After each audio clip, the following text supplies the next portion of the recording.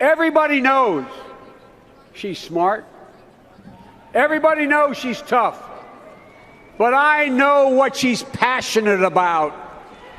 I know Hillary. Hillary understands.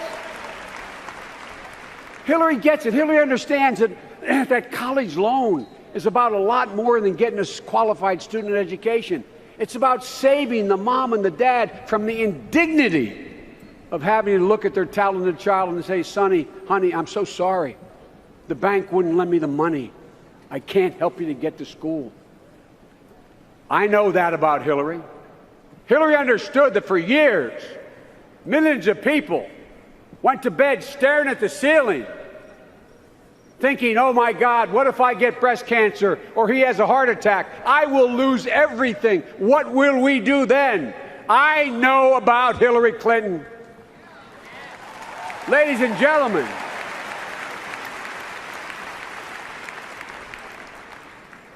we all understand what it will mean for our daughters and granddaughters when Hillary Clinton walks into the Oval Office as President of the United States of America.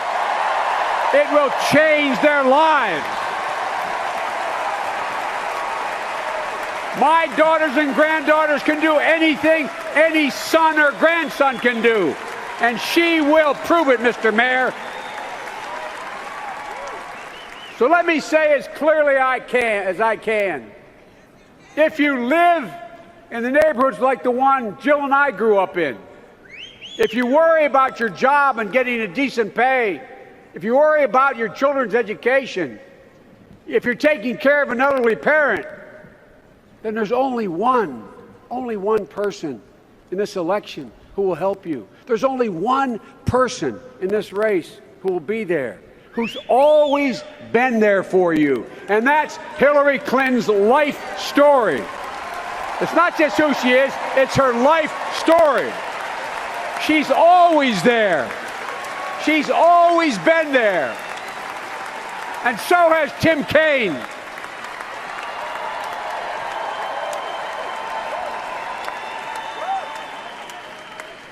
Ladies and gentlemen, to state the obvious, and I'm not trying to be a wise guy here, I really mean it.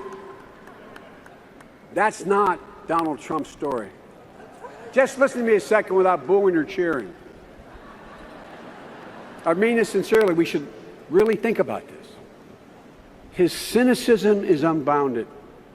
His lack of empathy and compassion can be summed up in the phrase I suspect he's most proud of having made famous: you're fired. I mean, really, I'm not joking. Think about that. Think about that. Think about everything you learned as a child, no matter where you were raised. How can there be pleasure in saying you're fired? He's trying to tell us he cares about the middle class. Give me a break. That's a bunch of malarkey.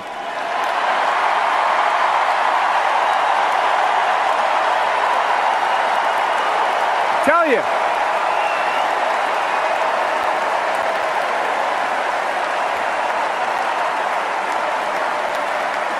Folks,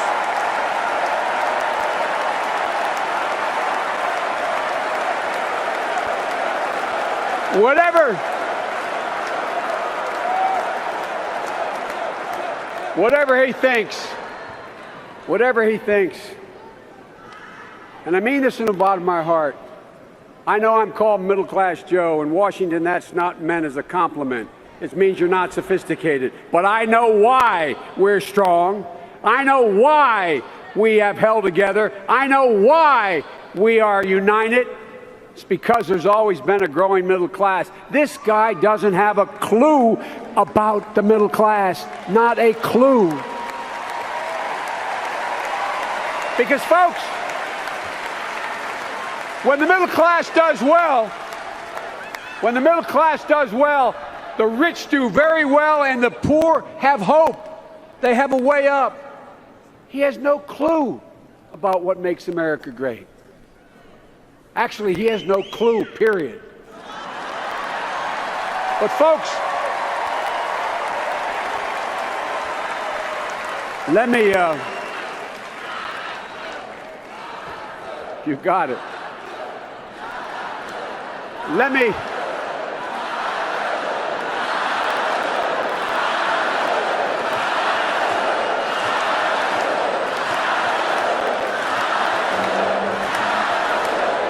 okay.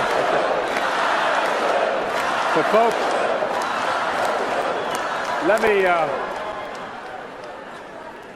let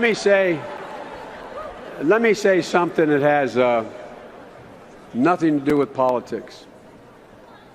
Let me talk about something that I am deadly serious about.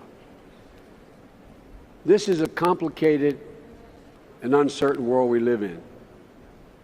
The threats are too great. The times are too uncertain to elect Donald Trump as President of the United States. Now, let me finish. No major party nominee in the history of this nation has ever known less or has been less prepared to deal with our national security. We cannot elect a man who exploits our fears of ISIS and other terrorists, who has no plan whatsoever to make us safer. A man who embraces the tactics of our enemies, torture, religious intolerance. You all know. All the Republicans know. That's not who we are. It betrays our values. It alienates those who we need in the fight against ISIS. Donald Trump, with all his rhetoric, would literally make us less safe. We cannot elect a man who belittles our closest allies while embracing dictators like Vladimir Putin. No, I mean it. A man who seeks to sow division in America for his own gain and disorder around the world. A man who confuses bluster with strength. We simply cannot let that happen as Americans. Period. Folks,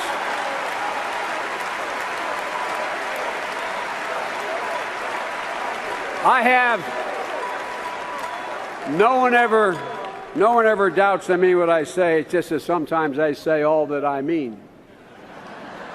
But folks, let me tell you what I literally told every world leader I met with, and I've met them all.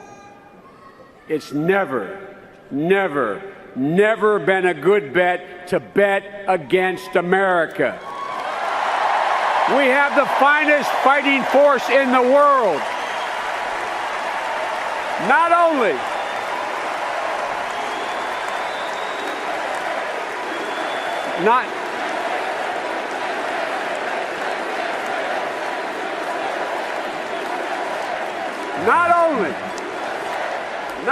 do we have the largest economy in the world, we have the strongest economy in the world. We have the most productive workers in the world. And given a fair shot, given a fair chance, Americans have never, ever let their country down. Never. Ordinary people like us who do extraordinary things. We've had candidates before who attempted to get elected by appealing to our fears, but they've never succeeded because we do not scare easily. We never bow. We never bend. We never break when confronted with crisis. No, we endure, we overcome, and we always move forward. That's why I can say with absolute conviction, I am more optimistic about our chances today than when I was elected as a 29-year-old kid to the Senate.